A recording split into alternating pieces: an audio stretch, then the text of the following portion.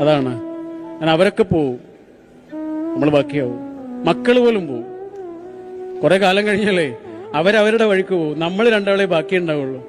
ആ രണ്ടാളുണ്ടല്ലോ ജീവിതത്തിൽ പഠിച്ചവൻ ഇങ്ങനെ ഒന്നിപ്പിച്ച രണ്ടാളുകളാ. ഹൃദയത്തോട് ഇങ്ങനെ ചേർന്നൊട്ടിയ രണ്ട് മനുഷ്യരാണ്. ആ മനുഷ്യർ നമ്മൾ കാരണം സങ്കടപ്പെടാൻ പാടില്ല. നമ്മുടെ അസാന്നിധ്യം കാരണം സങ്കടപ്പെടാൻ പാടില്ല. നമ്മൾ സമയം കൊടുക്കാത്തതിന്റെ പേരിൽ കരയാൻ പാടില്ല. അതുപോലെയാണ് നമ്മുടെ ജീവിതത്തിലേക്ക് വരുന്ന നമ്മുടെ പ്രിയപ്പെട്ടവൾ, ഇണയായി തുണയായി ഇങ്ങോട്ട് വരുന്ന ആള്. രക്തബന്ധാണോന്ന് ചോദിച്ചാൽ അല്ല, രക്തബന്ധമൊന്നുമല്ല. വ്യക്തിബന്ധാണോന്ന് ചോദിച്ചാൽ അതുമല്ല. പിന്നെ എന്താണിത്? ഈ ആൾ അറിയാത്ത രഹസ്യം വല്ലതും ഉണ്ടോ? ഒന്നുമില്ല. നമുക്ക് ജീവിതത്തിൽ കുറെ ബന്ധങ്ങൾ കിട്ടും, മക്കള്, പേരക്കുട്ടികള്, ഇങ്ങനെ കുറെ ബന്ധങ്ങൾ.